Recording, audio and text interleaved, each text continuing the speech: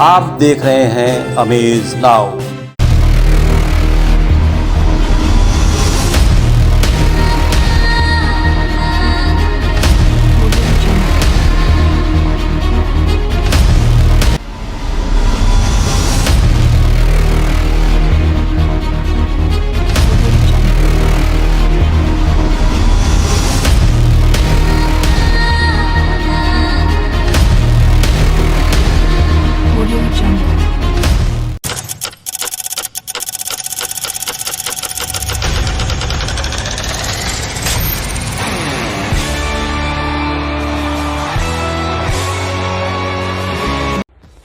इंद्रधनुष 2022 event जो कि 1 और 2 जनवरी को हो रहा है एडकॉस द्वारा, उसमें मैं आ रहा हूँ। 2 जनवरी को होगा मेरा लाइव कॉन्सर्ट शाम 6 बजे गोरखपुर में। नमस्कार दोस्तों, आप सभी का बहुत स्वागत है हमारे इस कार्यक्रम में। आप देख रहे हैं अमेज नाउ और मैं हूँ सोनी निगम। गोरखपुर ही नहीं, पूर्वांचल की आन बान शान कहे जाने वाले पंडित दीनदयाल उपाध्याय गोरखपुर विश्वविद्यालय पिछले काफ़ी समय से सुर्खियों में चल रहा है, या यूँ कहें कि विश्वविद्यालय बीमारी की अवस्था में चल रहा है।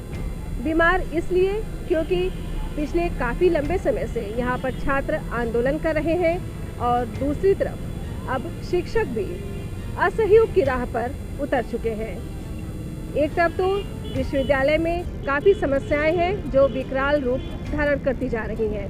यहाँ पर पानी की समस्या है, हॉस्टल की समस्या है, छात्रों के रहने और खाने पीने की समस्या से लेकर कुलपति हटाओ इस मांग के साथ छात्र आंदोलन भी कर रहे हैं। तो आइए हम चलते हैं अंदर विश्वविद्यालय के और वहाँ पर छात्रों से जानते हैं कि उनकी क्या क्या समस्याएं हैं।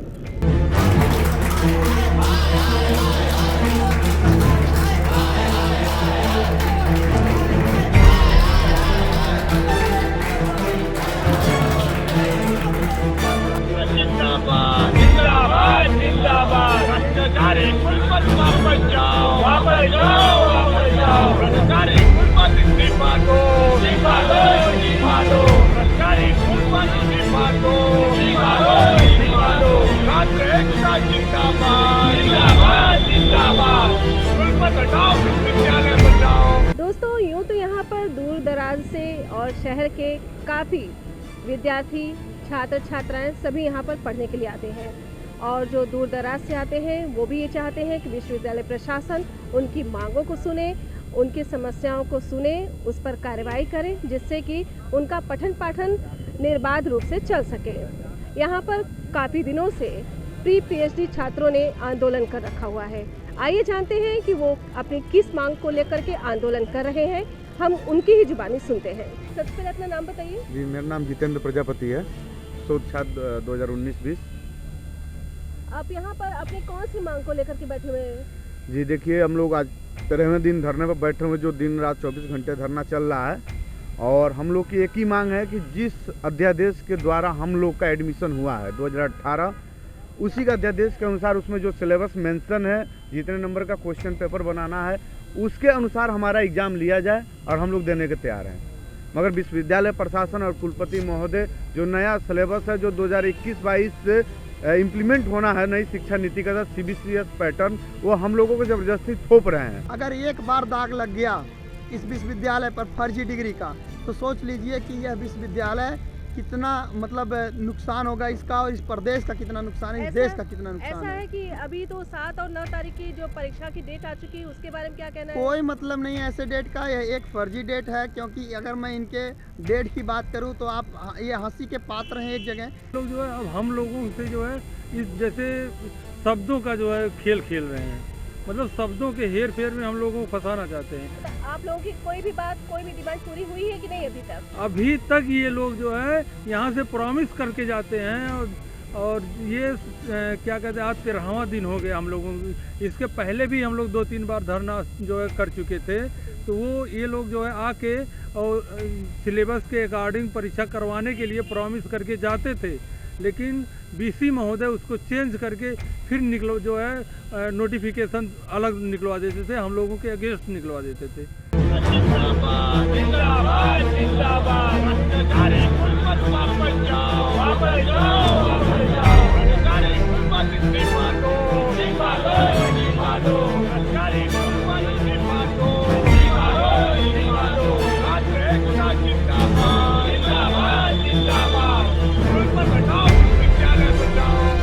जैसा कि दर्शकों आपने देखा कि यहाँ पे जो छात्र धरने पर बैठे हुए हैं, जो शोधार्थी यहाँ पर बैठे हुए हैं, वो अपनी मांगों को लेकर अडिग है और विश्वविद्यालय प्रशासन अपनी तरफ से इनकी कोई भी सुनवाई नहीं कर रहा है। और इन छात्रों का यही कहना है कि जब तक हमारी मांगों को नहीं माना जाएगा, ये आंदोलन इसी तरह से चलता रहेगा। आइए और विश्वविद्यालय की कुछ अन्य समस्याओं पर भी ध्यान केंद्रित करते हैं, हम आपको लेकर चलते हैं वहाँ।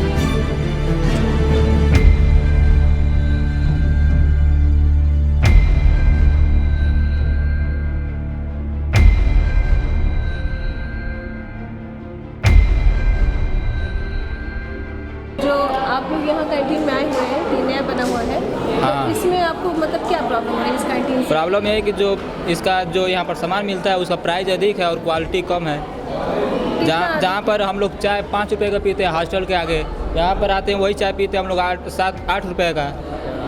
क्या सारे सामान, सारे खाने पीने के सामान महंगे हैं यहाँ पे? बाहर सभी महंगे हैं। आप लोगों ने इसके लिए विश्वविद्यालय प्रशासन से बात की है? हम लोग जैसे कि ये नया कैंटीन खुला है तो हम लोग ये जान रहे हैं कि यहाँ पर कुछ किफ़ायती दर पर मतलब मिलेगा, तो काफ़ी अच्छा लगा है खुला। तो लेकिन मान लीजिए कि बाद में जो लिस्ट आया तो इसका जो मेन्यू लिस्ट बना है जैसे लगता है कि रेस्टोरेंट का इसका मेन्यू लिस्ट है, उस तरीके से इसका लिस्ट बना है। अभी हम लोग बाहर खाते हैं 6 रुपये 5 रुपये में और यहाँ पर 8 रुपये ले रहे हैं। अब मान लीजिए कि दिक्कत है थोड़ा, मान लीजिए कि मैगी वैगी बनाते हैं अच्छे से नहीं बनाते, लेकिन क्या किया जाए, अब क्लास खत्म होता है तो आकर लेना ही पड़ता है। बस हमने कहा था कि हम 5 रुपये में और 8 रुपये में नाश्ता कराएंगे, भोजन कराएंगे विश्वविद्यालय में, लेकिन अभी तक उसका कुछ नहीं हुआ, जबकि वो अक्टूबर और नवंबर में ही स्टार्ट हो जाने वाला था, अभी कुछ हुआ ही नहीं। और यहाँ पे है तो क्वालिटी तो कुछ नहीं है, बट प्राइस जो है वो बहुत महंगा है। और यहाँ के जो वो गवर्नमेंट यूनिवर्सिटी है, इतना अच्छी यूनिवर्सिटी है, फिर भी यहाँ पे कुछ वो नहीं मिल रहा है। 8 रुपये समोसा मिल रहा है, जो लड़के परेशान है वो जाकर सब बता, वो धरना भी हो रहा है, प्रोटेस्ट भी हो रहा है, बट उसका कोई इफेक्ट नहीं पड़ रहा है।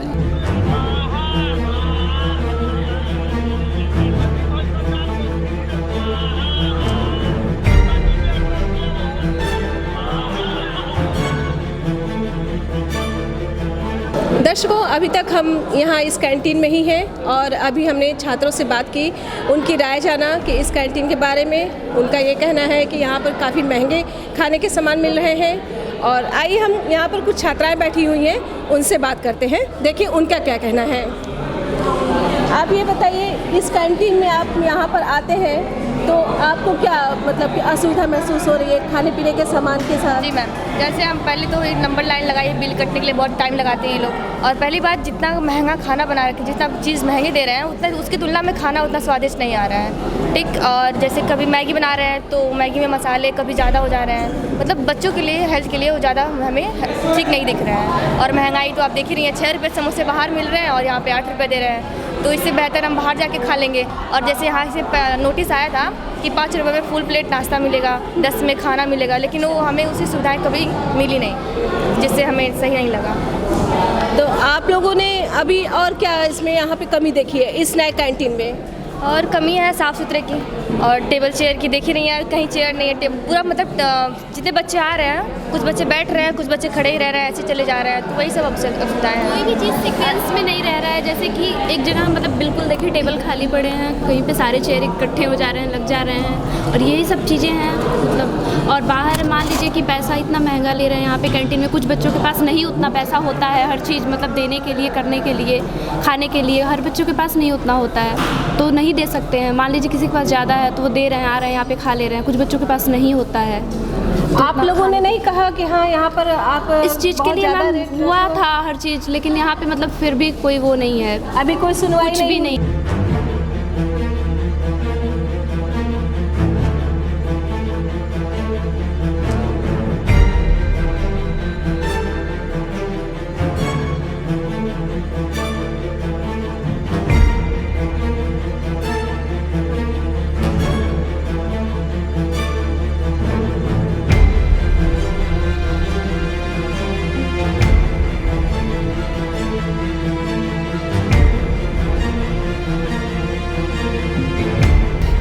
की अपनी समस्याएं हैं तो वहीं शोध छात्रों ने भी नए सिलेबस को लेकर मोर्चा खोल रखा था। इसी बीच विश्वविद्यालय के शिक्षकों ने भी असहयोग आंदोलन छेड़ दिया। नहीं, कुलपति के खिलाफ प्रतिदिन उनका क्रमिक असहयोग आंदोलन जारी है। आइए देखते हैं कि उनकी क्या परेशानियां हैं। होता रहा है, यहाँ का मैं विद्यार्थी रहा हूँ, अध्यापक हूँ। मैं इस विश्वविद्यालय को नष्ट होते हुए नहीं देख सकता और अपने विद्यार्थियों की जिंदगी के साथ खिलवाड़ होते हुए नहीं देख सकता। इसीलिए मैं बाध्य हूँ और कोई रास्ता लोकतंत्र में नहीं है, इसलिए सत्याग्रह के लिए मैं बाध्य हूँ। सत्याग्रह कब तक चलेगा मुझको इसकी चिंता नहीं है। मुझको सस्पेंड किया जाए, नौकरी से निकाला जाए या मेरी हत्या कर दी जाए, मुझको इसकी कोई चिंता नहीं है। देखिए, आज भी हमारा शांतिपूर्ण ढंग से सत्याग्रह हुआ। सत्याग्रह अर्थात हम धरना नहीं कर रहे हैं, धरना पे नहीं है, प्रदर्शन नहीं कर रहे हैं, किसी प्रकार की हड़ताल पर नहीं है। वास्तव में आप पहले से ही परिचित हैं कि कमलेश जी पिछले 1 वर्ष से इस विश्वविद्यालय की अनेक गंभीर वित्तीय अनियमितताओं की सूचना लगातार विश्वविद्यालय के विभिन्न स्टैट्यूटरी बॉडीज़ को और यहाँ तक कि राजभवन को दे रहे हैं। और हमारी मांग यही है कि ये तमाम जो आरोप हैं जिनसे हमारा विश्वविद्यालय आज अति गंभीर संकट की स्थिति में आन पड़ा है, हम शिक्षकों की तनख्वाह के लाले पड़ने लगे हैं, तो ऐसी दशा में राजभवन से यह निवेदन है कि कुलपति महोदय के विरुद्ध जो अनेक गंभीर अनियमितताओं के आरोप हैं उनकी जांच पड़ताल करा करके हमारे विश्वविद्यालय का भविष्य सुनिश्चित करते हुए हमें आश्वस्त कर दिया जाए। तो दोस्तों, जैसा कि आपने देखा कि विश्वविद्यालय में बहुत सी समस्याएं हैं, छात्रों की अपनी समस्याएं हैं और शिक्षकों की अपनी समस्याएं हैं। एक तरफ तो शोध के छात्र आंदोलन पर बैठे हुए हैं पिछले 13-14 दिनों से, उनकी अपनी मांगें हैं जो कि विश्वविद्यालय प्रशासन अभी तक उनकी किसी भी मांग पर सुनवाई नहीं कर रहा है। दूसरी तरफ यहाँ पर जो शिक्षक हैं वो भी अब कुलपति के साथ असहयोग की राह पकड़ चुके हैं। उन्होंने भी अपनी मांगों को लेकर के कुलपति से बात की है, जिसको कुलपति ने सिरे से नकार दिया है। दूसरी तरफ देखें तो कैंटीन में छात्र कैंटीन की सुविधा से भी असंतुष्ट दिख रहे हैं। उनका कहना है कि यहाँ पर जो भी खाने पीने की चीज़ें हैं वो काफ़ी महंगी है, बाहर के रेट से काफ़ी महंगी है और खाने पीने की चीज़ों का स्वाद भी बहुत अच्छा नहीं मिल रहा है। जो दूर दराज से छात्र आए हुए हैं उनको भी यहाँ की कैंटीन से यही प्रॉब्लम है कि उनको सस्ते में सामान मिले, सस्ते में खाने पीने की चीज़ें मिले, जिससे कि उनको बाहर ना जाना पड़े और यूनिवर्सिटी में ही उनके खाने पीने का इंतज़ाम हो सके और उनका टाइम बच सके। तो एक तरफ तो यहाँ पर काफ़ी बड़ी बड़ी समस्याएं हैं जिसको लेकर के विश्वविद्यालय प्रशासन अपने आँख कान बंद करके बैठा हुआ है। कुलपति महोदय से छात्रों की जो मांगे हैं वो कुलपति महोदय सुन नहीं रहे हैं, उनकी किसी भी समस्या का हल नहीं निकाल रहे हैं। उनकी बातों को अनसुना किया जा रहा है, जिससे कि छात्र असंतुष्ट हैं। अब ऐसे में देखना ये है कि कुलपति महोदय समस्याओं का निस्तारण कैसे करते हैं, छात्रों की बातों को सुनते हैं कि नहीं सुनते हैं। यहाँ पर एक बात और बता दें कि इस समय कुलपति महोदय विदेश यात्रा पर चले गए। छात्रों की इन सारी समस्याओं को और विश्वविद्यालय की इन सारी समस्याओं को बीच में छोड़कर और अपनी जिम्मेदारियों को दरकिनार करके कुलपति महोदय 10 दिनों के लिए विदेश यात्रा पर चले गए हैं। और ऐसे में अब इस समय विश्वविद्यालय का कार्यभार कार्यवाहक कुलपति के ऊपर है। अब देखना ये है कि छात्रों की समस्याओं को और विश्वविद्यालय की जो बड़ी समस्याएं हैं उनको कुलाधिपति और कुलपति, कार्यवाहक कुलपति किस तरह से उसका निपटारा करते हैं, कैसे छात्रों के हित में कोई भी निर्णय लिया जाता है। वेलकम टू जया शक्ति इंफ्राकॉन LLP। 5 अलग अलग साइट्स चल रहे हैं गोरखपुर और बस्ती जनपद में। हर प्रोजेक्ट पर पाएं कम दाम में प्लॉट या बनवाएं अपने सपनों का आशियाना। Ayush golf city, Sunauli road, Gorakhpur.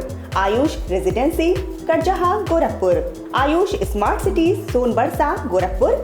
Ayush global city, Madapar, Gorakhpur.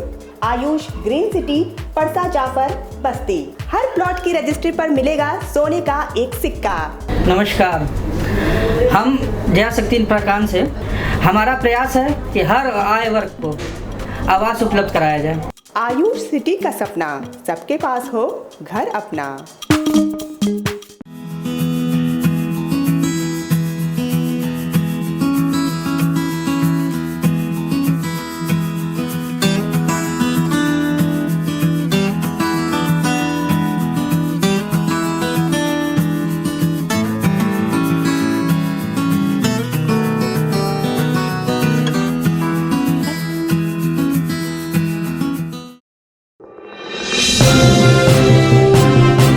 आप देख रहे हैं अमेज नाउ।